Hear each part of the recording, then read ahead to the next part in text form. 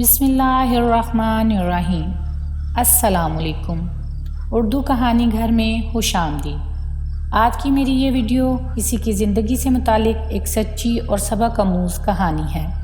Video دیکھنے سے پہلے میرے یوٹیوب چینل اردو کہانی گھر کو سبسکرائب کریں اور بیل نوٹیفیکیشن کو آن کریں تاکہ ہماری ہر آنے والی ویڈیو آپ تک پہنچ سکے۔ تو چلتے ہیں آج کی کہانی کی طرف۔ مالک مکان آیا تھا، کہہ کر گیا تھا کہ آپ لوگ 2 مہینے کرایہ نہیں دیتے ہو۔ اگر اس مکان میں رہنا ہے تو ہر مہینے کرایہ دینا ہوگا، ورنہ مکان خالی کر دو۔ وہ تو یہ کہہ کر چلا گیا، مگر میں پریشان تھی کہ کیا ہوگا، ہم کرایہ کہاں سے بھریں گے۔ پچھلے ماہ اس وجہ سے کرایہ نہیں بھر سکے تھے کہ میری تیسری بیٹی کی پیدائش ہوئی تھی۔ اس مہینے اس وجہ سے کرایہ نہیں بھر سکے کہ میری دونوں بڑی بیٹیوں کو چکن پاکس نکل آئی تھی۔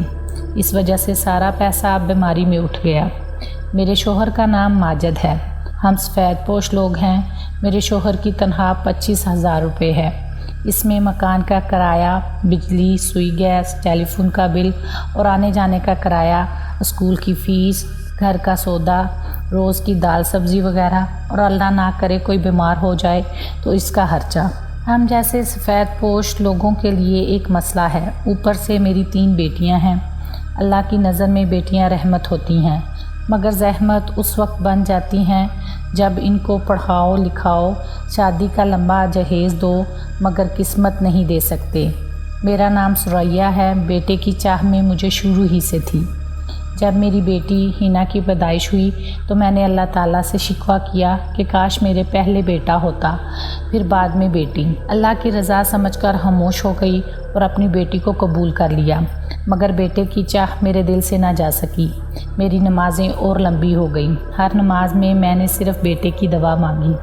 پھر دوسری بیٹی ہما کی پیدائش پر میری آنکھوں کے آنسو نہیں رکتے تھے اور زبان پر شکوہ تھا کہ یا اللہ، ایک بیٹے کی ہی چاہ تو تھی، تو نے وہ بھی نہ دیا، پھر میری جھولی خالی کیوں ہے؟ تو مانگنے پر ہر چیز دے دیتا ہے۔ خیر اولاد تھی، قبول کر لیا، مگر تیسری بیٹی مینا کی پیدائش پر میں حیران ہوئی کہ کیوں خدا نے میری دعا قبول نہ کی اور 3 بیٹیاں عطا فرما دیں۔ شاید میری دعاؤں میں وہ سلیقہ نہیں، وہ تڑپ نہیں، وہ جنون نہیں جو مجھے ایک بیٹے کا فخر دے سکا۔ اب میرے شوہر نے فیصلہ کر لیا تھا کہ اب ہم مزید اولاد پیدا نہیں کر سکتے۔ ان تینوں کی پرورش اچھی کر لی تو خدا کے آگے سرخرو ہو جائیں گے۔ اب اللہ سے یہ دعا مانگو کہ ان تینوں کا نصیب اچھا کرے۔ بیٹے کی خواہش ختم کرو، دعا کرو کہ اللہ ہمیں اچھے داماد عطا فرما دے۔ گول گپے چھولے چاٹ کی اوقات بھی نہیں ہوتی تھی، اوپر سے بیٹے کی چاہ میرے دل سے ختم نہیں ہوتی تھی۔ کسی کی گود میں بیٹا دیکھتی تو خواہش اور بڑھ جاتی، کاش میرا بھی ایک بیٹا ہوتا، مگر میں اپنے آنسو پی کر رہ جاتی۔ خدا کی رضا میں راضی تھی مگر خوش نہیں تھی۔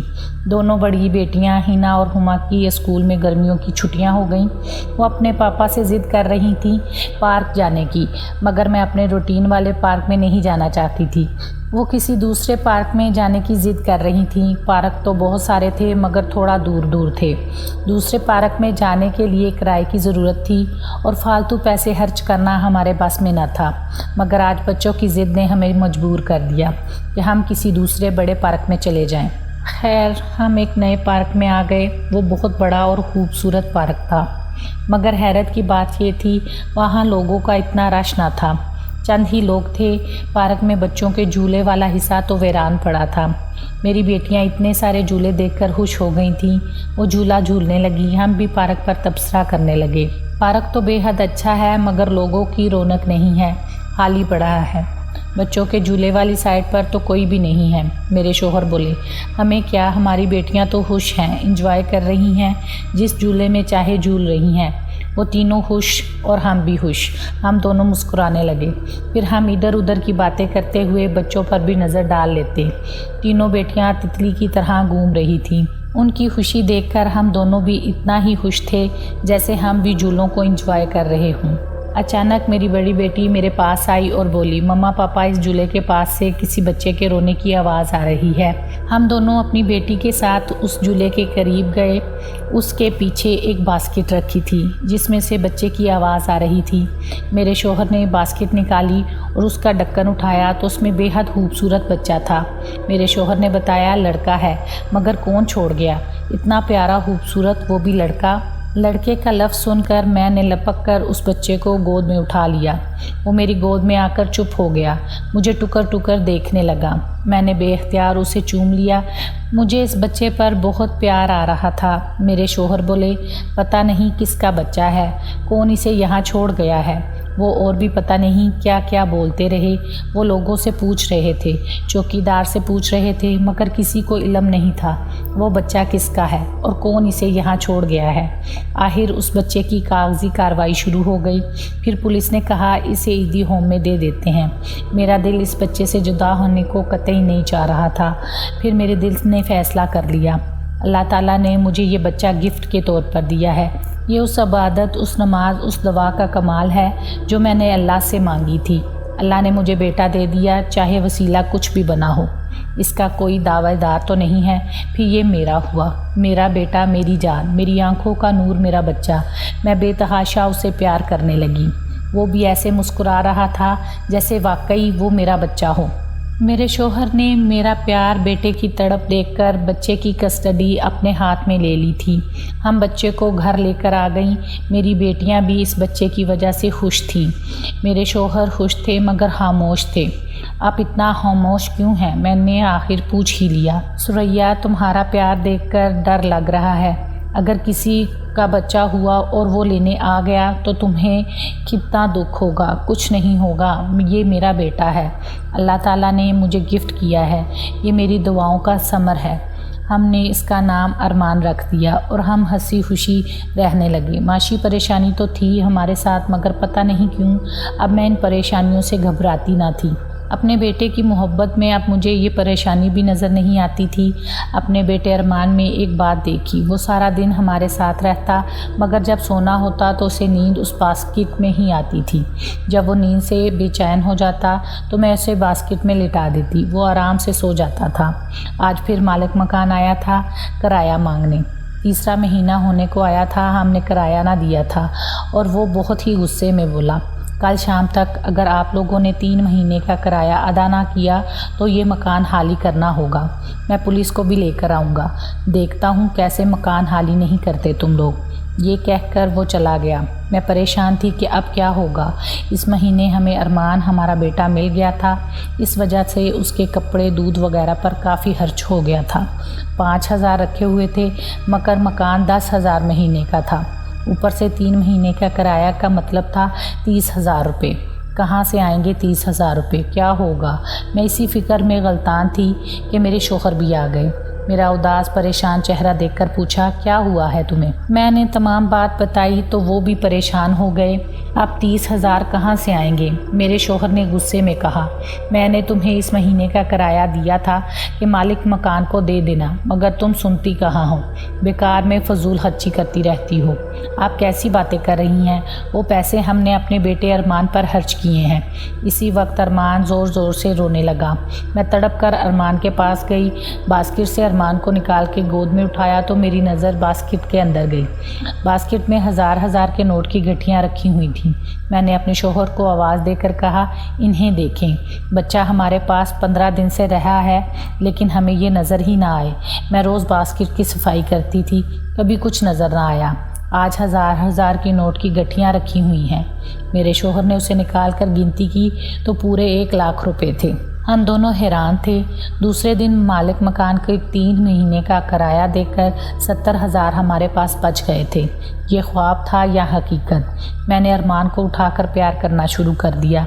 मेरे बेटे, तुम कितने छोटे से हो मगर तुमने हमारी परेशानी हल कर दी। मेरे शौहर बोले, पहले ये सोचो ये पैसे इस टोकरी में कहाँ से आए? कहीं ये बच्चा जिन तो नहीं? آپ بہت خراب ہیں، ایک تو میرے بیٹے نے آپ کی پریشانی حل کر دی اور آپ اسے جن کہہ رہے ہیں۔ وہ خاموشی سے ارمان کو دیکھتے رہے۔ پھر ہم نے ان پیسوں سے فریج اور واشنگ مشین خرید لی، کیونکہ گرمیوں کے دن تھے اور ٹھنڈے پانی کے بغیر نہیں رہا جاتا تھا۔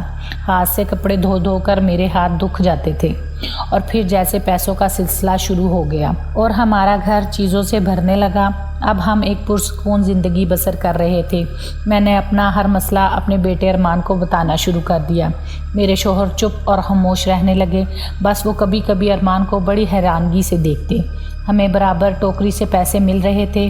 آخر ہمارے پاس اتنی رقم ہو گئی کہ ہم نے کاروبار شروع کر دیا، اور اللہ نے اس کاروبار میں اتنی برکت دی کہ وہ ترقی کرتا چلا گیا۔ پھر ہم نے بہت اچھی لوکیشن پر گھر خرید لیا، گاڑی بھی تھی، نوکر چاکر تھے، سب کچھ تھا۔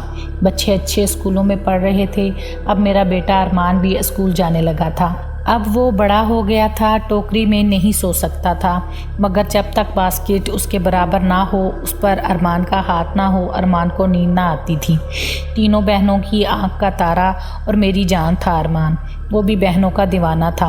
وقت ہنسی خوشی کٹ رہا تھا کہ اچانک میرا اور میرے شوہر کا ایکسیڈنٹ ہو گیا۔ میرا شوہر موقع پر ہی ہلاک ہو گیا۔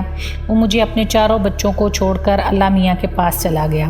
مجھے بھی بہت زیادہ چوٹیں آئیں، مگر سب سے بڑا نقصان میرا یہ ہوا کہ میری زبان کٹ گئی اور میں عمر بھر کے لیے بولنے سے محروم ہو گئی۔ اپنی بات ہاتھ کے اشارے سے بتاتی، اوپر سے میری ریڑھ کی ہڈی میں بھی گیپ آ گیا تھا۔ اس وجہ سے میں بستر کی ہو کر رہ گئی تھی۔ میرے بچوں کا کیا ہو رہا تھا، کون میرے بچوں کی دیکھ بھال کر رہا تھا، مجھے کچھ خبر نہ تھی۔ قسم قسم کے رشتہ دار ہمارے گھر آ کر رہنے لگے تھے، جن کی ہم نے کبھی شکل نہیں دیکھی تھی۔ اب وہ حق سے ہمارے گھر اور کاروبار کی باغ دوڑ چلانے لگے تھے۔ میرے بچے پریشان اور خوفزدہ تھے۔ ارمان 4 سال کا، مینا 5.5 سال کی، ہما 5 اور ہنا 9 سال کی ہو گئی تھی۔ میں بستر کی ہو کر رہ گئی تھی، کسی سے کچھ کہہ بھی نہیں سکتی تھی، اپنے بچوں کی دیکھ بھال نہیں کر سکتی تھی، ان کے آنسو صاف نہیں کر سکتی تھی، ہاں آنسو بہا سکتی تھی، اپنی مجبوری پر، اپنی بے بسی پر، بچوں کی لاچاری پر۔ ہمارے رشتہ دار جو پتہ نہیں ہمارے تھے بھی یا نہیں، اب حق سے ہماری چیزیں استعمال کر رہے تھے، میرے بچوں کا حق مار رہے تھے۔ میں خاموش روتے ہوئے سب دیکھ رہی تھی۔ کسی بچے کو کھانا ملا یا نہیں، کپڑے گندے بدلے یا نہیں، اسکول 1 مہینے سے نہیں گئے تھے۔ ارمان جس میں میری جان تھی، اس سے سب کہہ دینا چاہتی تھی، مگر زبان نہیں تھی، صرف آنسو اور میری بے بسی میرا حال عیاں کر رہی تھی۔ ایک دن ارمان مجھ سے لپٹ کر سو رہا تھا کہ میری آنکھوں سے آنسو گر رہے تھے، جس سے ارمان کی آنکھ کھل گئی۔ وہ مجھے دیکھنے لگا، پھر اپنے ننھے ننھے ہاتھوں سے میری آنکھوں کے آنسو صاف کرنے لگا، مگر میری بے بسی جو ارمان سے سب کچھ کہنا چاہ رہی تھی، مگر زبان کٹ جانے کی وجہ سے میں کہہ نہیں پا رہی تھی۔ اسی بے بسی پر میں تڑپ تڑپ کے روتی۔ وہ جتنا آنسو صاف کرتا، میرے آنسو اس سے زیادہ نکل جاتے۔ اچانک ارمان بولا، ماں تم پریشان مت ہو، میں سب سنبھال لوں گا، بس پاپا کے 40ویں کا انتظار ہے، وہ ہو جائے، پھر تمام جھوٹے رشتہ داروں کو یہاں سے نکال دوں گا، میری بہنوں کی ذمہ داری اب میری ہے، آپ پریشان مت ہوں۔ میں حیران تھی اور اتنے صاف لہجے میں ارمان کو بات کرتے دیکھ رہی تھی۔ وہ 4 سال کا تھا ابھی اور وہ مجھ سے اتنی بڑی بڑی باتیں کر رہا تھا۔ ارمان بولا، ماں تم حیران مت ہو، پاپا سمجھ گئے تھے کہ میں ایک جن ہوں، مگر آپ اپنی محبت میں مجھے نہیں پہچان سکی۔ میری ماں کے 10 بیٹے پیدا ہوئے تھے اس ہسپتال میں جہاں مینا پیدا ہوئی تھی۔ تمہاری دعا، تمہارے بیٹے کی تڑپ کی وجہ سے میری ماں نے مجھے تمہاری جولی میں ڈال دیا، مگر وہ ماں تھی، روز مجھ سے ملنے اس باسکٹ میں آتی تھی۔ جب جب ہمارے گھر میں پریشانی ہوئی، میری ماں نے اس کا حل پیسے کی گٹی کی شکل میں نکال لیا۔ میں آپ کی نظر میں 4 سال کا ہوں، مگر حقیقت میں 20 سال کا ہو گیا ہوں، مگر آپ کا وہی 4 سال کا بیٹا بن کر اپنی بہنوں کو سایہ دوں گا۔ اب آپ کو آپ کا سگا بیٹا بن کر دکھاؤں گا، مگر آپ کو مجھ سے ڈر لگ رہا ہو تو میں آپ کے پاس سے دور ہو جاؤں گا۔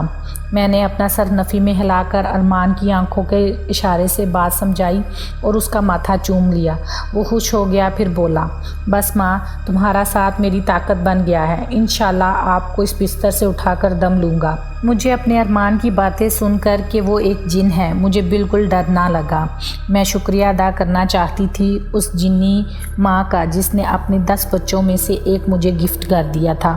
اس ماں کا بہت بڑا دل تھا۔ پھر ارمان نے میرے سامنے ایک 20 سال کے لڑکے کا روپ بدلا اور بولا، مما میں اب اس روپ میں لوگوں کے سامنے آ کر آپ سب کو بچاؤں گا اور اپنی بہنوں کے لیے ان کے چھوٹے بھائی کے روپ میں رہوں گا۔ اور پھر واقعی ارمان نے تمام نام نہاد رشتہ داروں سے جان چھڑا دی اور میری بیٹیوں کی دیکھ بھال اس طرح کرنے لگا جیسے واقعی ایک بڑا بھائی کرتا ہے۔ میری بڑی بیٹی ہنا نے پوچھا، مما یہ کون ہے اور یہ کس کا رشتہ دار ہے؟ میں مسکرانے لگی، زبان تو تھی نہیں اس لیے بول نہیں سکتی تھی۔ پھر ہنا دوبارہ بولی، مگر جو بھی ہے جس کا بھی رشتہ دار ہے ایسا لگتا ہے ہمارا بڑا بھائی ہے، جیسے ہمارا چھوٹا ارمان بڑا ہو گیا ہے۔ پھر دنیا نے دیکھا کہ کیسے میری تینوں بیٹیوں کی اچھی جگہ شادی کروائی۔ میری طبیعت اتنی سنبھل گئی کہ میں چل پھر سکتی تھی۔ یہ تمام کمال میرے اللہ اور میرے بیٹے ارمان کا تھا۔ پتہ نہیں اگر میرا سگا بیٹا ہوتا تو یہ سب کرتا یا نہ، مگر ارمان نے میرے بیٹا ہونے کا حق ادا کر دیا تھا۔ اس بات کا جتنا شکر ادا کرتی اتنا ہی کم تھا۔ آج کل میری بیٹیاں اپنی بھابھی لانے کے لیے لڑکیاں ڈھونڈ رہی تھیں۔ ہر روز ایک سے ایک حسین لڑکی انہیں پسند آ جاتی۔ ارمان میرے پاس آیا، مما اب وقت آ گیا ہے کہ آپ سے اور اپنی بہنوں سے دور جانے کا، کیونکہ وہ میری شادی کے لیے لڑکیاں دیکھ رہی ہیں۔ آپ کو تو پتہ ہے میں ایک جن ہوں اور میں یہ شادی نہیں کر سکتا۔ میں نے کہا، ارمان بیٹا تم کسی جننی سے شادی کر لو اور بہو بنا کر میرے گھر لے کے آؤ۔ میں نے اسے صلاح دی تو وہ بولا، نہیں مما اس دنیا میں وہ نہیں رہ سکے گی۔ آپ میری بہنوں سے کہہ دیجئے گا کہ میں باہر چلا گیا ہوں اور وہی شادی وغیرہ کر لی ہے۔ ہاں میں آپ کے پاس آتا رہوں گا۔ آپ کو اور مجھ کو اللہ تعالیٰ نے زندگی دی، کوشش کروں گا کہ اپنی بیوی اور بچوں سے بھی ملواؤں، مگر وعدہ نہیں کر سکتا۔ پھر ارمان ہم سے دور چلا گیا۔ وہ اب بھی مجھ سے ملنے آتا ہے۔ اس نے اپنی بیوی اور بچوں سے بھی مجھے ملوایا ہے۔ میری آپ لوگوں سے اتنی سی عرض ہے، دعا ہمیشہ مانگتے رہنا چاہیے۔ خدا کسی نہ کسی صورت میں ہماری دعا ضرور قبول کرتا ہے، چاہے کسی روپ میں بھی قبول کرے۔